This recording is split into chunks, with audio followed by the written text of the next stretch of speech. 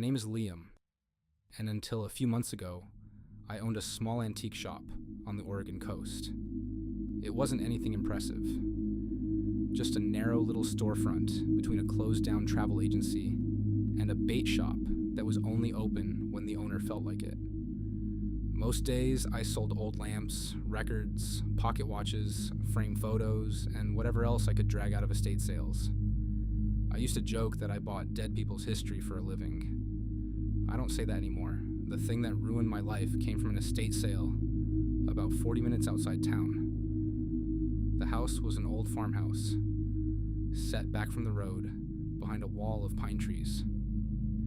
It had been empty for years, but everyone in the area knew about it. Back in 1994, the family who lived there disappeared.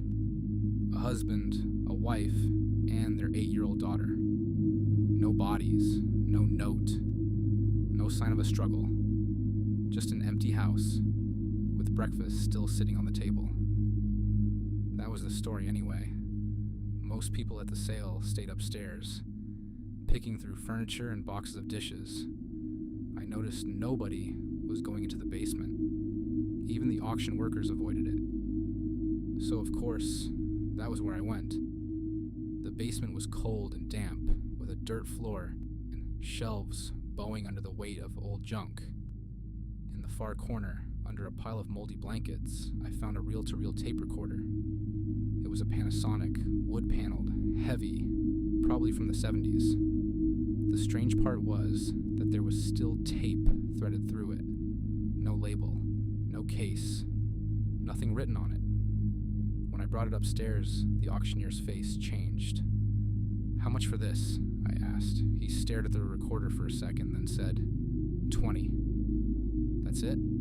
"Yeah," he said. "Just take it." I laughed because I thought he was joking. He wasn't.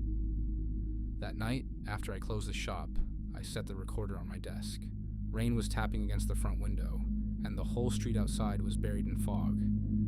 It was the kind of night where every sound in an old building feels louder than it should. I cleaned the dust from the machine, plugged it in, and watched the little power light glow orange. For some reason, I hesitated before pressing play. I remember thinking that if the tape was blank, I would be disappointed. I wish it had been blank. I pressed the button. There was a heavy mechanical clunk, and the reel started turning. At first, it was just static. Then I heard a child laugh. It was a little girl, but the sound was warped, like the tape had been stretched or played too slowly. A few seconds later, she whispered, "Daddy?" There was a pause. Then she said, "The man on the wall is doing the skin game again." I reached for the stop button, but before I pressed it, another voice came through. A man. He was breathing hard, like he had been running. "I locked the basement," he said. His voice cracked. "I locked the door. I nailed boards over it. It didn't matter." There was a long stretch of silence. Then he whispered, "He doesn't come through doors." Something scraped in the background of the recording. The man started crying. "He comes out of the dark places." Another pause. "Under the floorboards." Then the audio distorted so badly, I almost couldn't tell what I was hearing. There was a wet tearing sound. Not loud at first. Then much louder. Like someone ripping apart soaked clothing, right next to the microphone. The man screamed once. Then the tape made a sharp clicking sound and went silent. I sat there for maybe a full minute, just watching the reel spin. That was when I noticed the smell. It was faint at first, but it got stronger the longer I sat there. Old blood. Wet hair. Something rotten. I turned the recorder off, and the smell disappeared almost instantly. I slept at the shop that night because I was too scared to walk outside. The next morning, I tried to convince myself it was fake. Maybe someone had recorded a horror story. Maybe the family disappearance had made the tape seem creepier than it was. But I couldn't stop thinking about the girl's voice, the man on the wall, the skin game. So I started researching. I found a newspaper clipping from October 1994 about missing family. The father's name was Daniel Ward. His wife was Elise. Their daughter was named Hannah. One detail bothered me. The article mentioned that a tape recorder had been found in the basement during the investigation, but police never released what was on it. That was the moment I should have handed it over. Instead, I did what people do now when they want answers. I went online. My shop had a small following because I posted weird antiques and estate sale finds. So that night, I started a live stream. I didn't say the tape was haunted. I didn't try to make it dramatic. I just told people I had found a recording from an old missing persons case and wanted to know if anyone had heard of it. There were maybe 200 people watching. I set my phone on a tripod, sat behind my desk, and pressed play. The static started. Then Hannah's laugh. The comments began moving fast. Fake. Where did you get this? Turn it off. When Daniel's voice came in, people stopped joking. I watched the chat while the tape played. Then one comment appeared that made my stomach tighten. It was from a user named Shadow_94. Look at the monitor behind you. I had a security monitor on the wall that showed 4 camera feeds from inside the shop. I turned my chair slightly and looked at it. At first, everything looked normal. Front room, back aisle, register, storage hallway. Then the tape reached the clicking sound. On the monitor, the front window changed. I don't know how else to explain it. The real window was behind me, facing the street. I could hear rain hitting it. But on the security feed, the glass didn't show the street anymore. It showed something standing outside.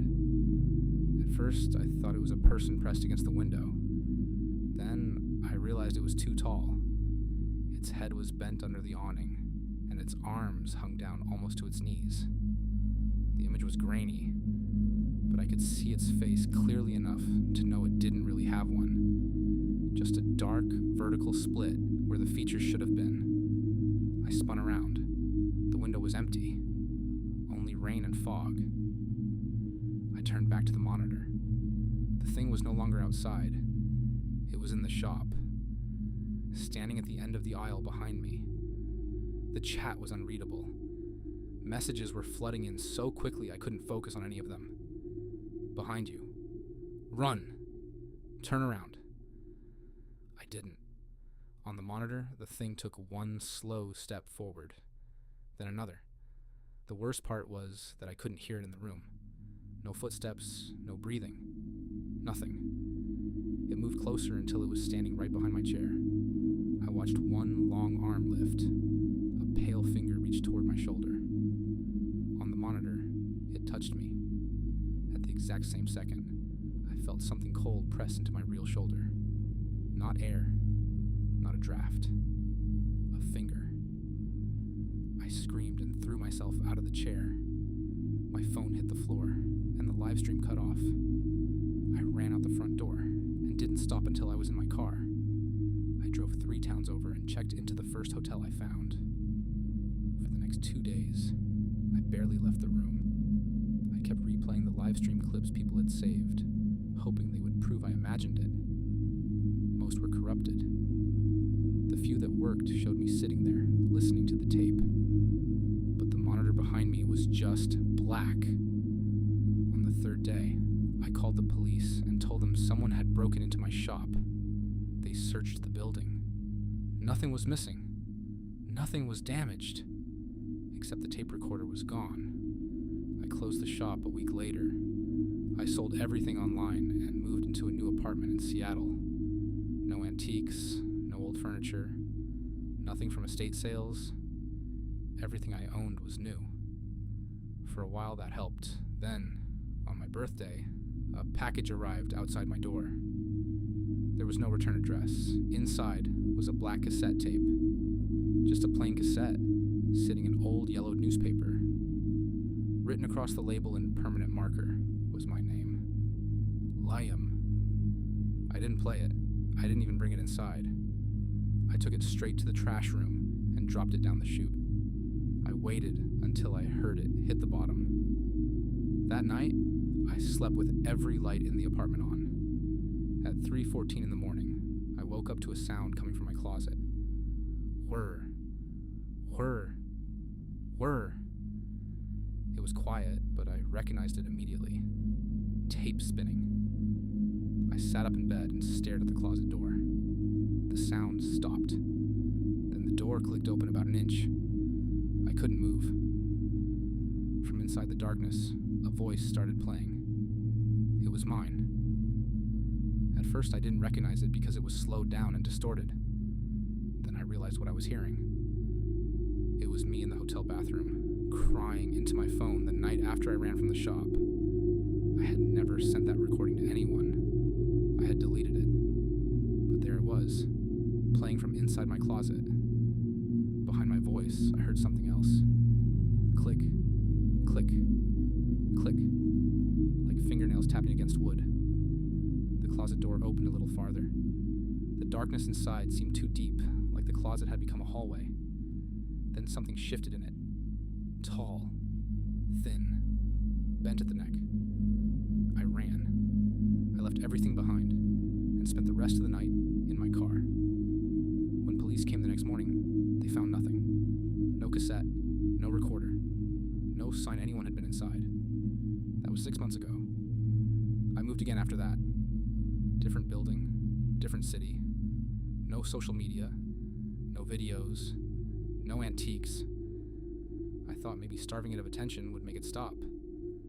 Last week I received an email. No sender, no subject line. Just a video attachment. I deleted it. The next morning it was back. I deleted it again. That night it returned. So I opened it. The video was 10 seconds long. It showed my bedroom from the corner of the ceiling, even though there is no camera there. I was asleep. At the 5-second mark, my closet door opened. At the 7-second mark, something stepped out. It was too tall for the room. At the 10-second mark, it looked directly into the camera. Then the video ended. 3 minutes later, another email arrived. This time, there was no attachment. Only one sentence. Thank you for making the new tape.